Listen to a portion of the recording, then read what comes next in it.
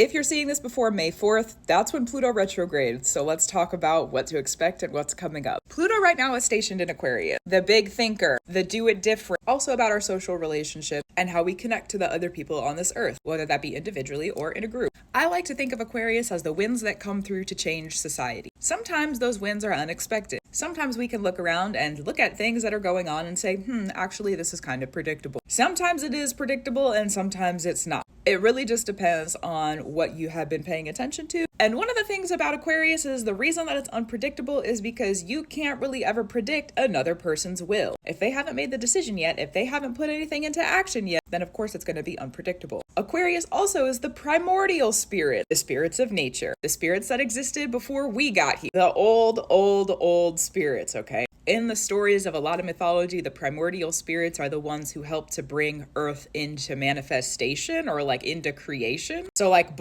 literally before us, which is a crazy thought, but that's what we got going on. Now Aquarius's rulers, both Saturn and Uranus. Uranus is the primordial being that births Saturn, and Saturn is time, order, and structure. So it's our creative influences and how it alters time, order, and structure. Again, a crazy thought. Now in retrograde, one of the things that can happen is that we start to have a harvest time. Things that we've been working on start to come to the ground. It's like stuff that's been floating up and around that maybe hasn't been possible yet comes to the earth. So if you have been working with groups of people, colleagues, friends, your family even, really anyone that you relate to, and sometimes the people that you don't relate to. Part of Aquarius is that we don't really get to choose who we're on the earth with at this time. We're just on the earth with them. But we do get to choose our groups most of the time. So discernment between the two, Okay. If you've been doing anything in those groups or you've been kind of waiting for the right place at the right time to do some stuff in those spaces with people, Pluto retrograde is a great time for that work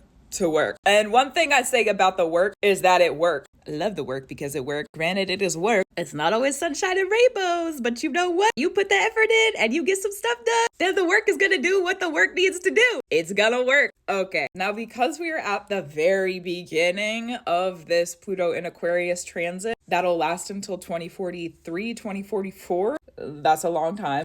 Crazy. This is our first retrograde where Pluto will not be going back into Capricorn. So this is our first picture of what is coming to the ground in this era. Okay, well, also, Pluto in Aquarius is doing a funky little dance with the eclipses until 2042, 2043, and that's when North Node will re-enter Aries and the South Node will re-enter Libra, which is where the nodes were when Pluto stationed finally into Aquarius in late 2024. So Pluto and the eclipses are working together for that time period. Also crazy that they're in like a secret little pact that no one really knows about, but we could see it, but we don't really know what they're doing, Yeah. So we're going to see a little bit about what they're brewing together during this retrograde. And also, we have the North Node moving into Aquarius next year. I have tears in my eyes. Okay. Tears of just like, that's a lot. It's a lot. The crying of the skies. You know what I mean? Okay. The North Node is that elusive thing in our spirit that we know we need to do. We know we have a path to follow. We know we need to do something, but we don't really have the skills to get there. Not yet. We don't really know what steps to take to get there. We just know we need to go in that direction. And our first eclipse in Aquarius happens in early 2026. So this retrograde that's coming up in Pluto, we're going to be able, or with Pluto rather, in Aquarius. Anyway, we're going to be able to see some prophecy. You like prophecy? I like prophecy. We're going to be able to see some prophecy. What's the North Node in Aquarius going to require of us?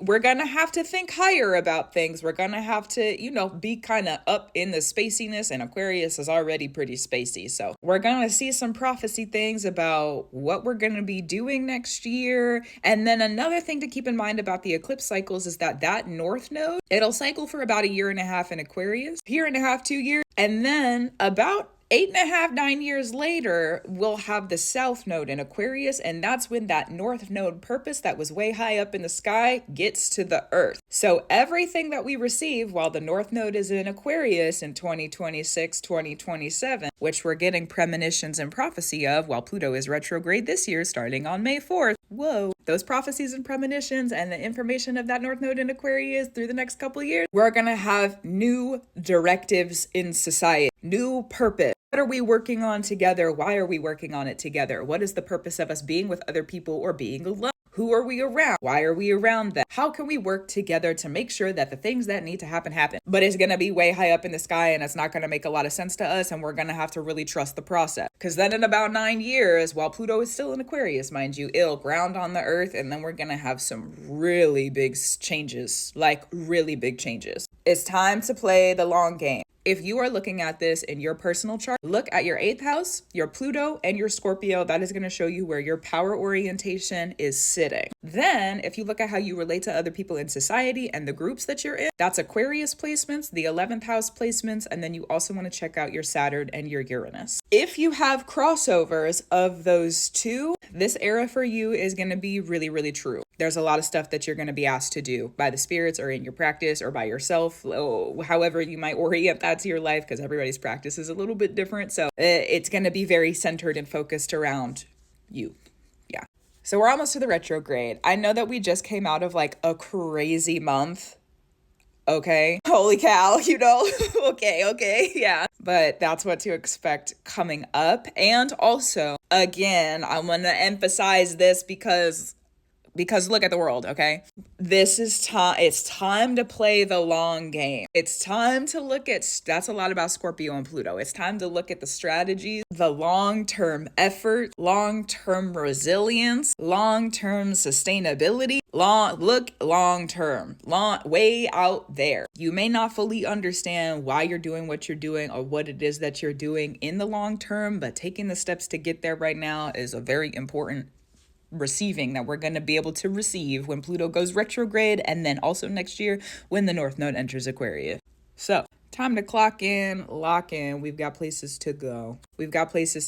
People to see, places to be, and not just you and me. Connect with the people that you trust. Connect with the people that maybe need to adjust. I don't know what that looks like, but it could be a thing. It's time to trust the process and continue to go. You're gonna do great. Probably you already are, okay? So clock it, check in with yourself. If you're already doing great, if you're already picking up the weight, then here we are. Keep it rolling, keep it going. Gratitude, reverence, and love to you. Do what you need to do to take care of you and do what you need to do.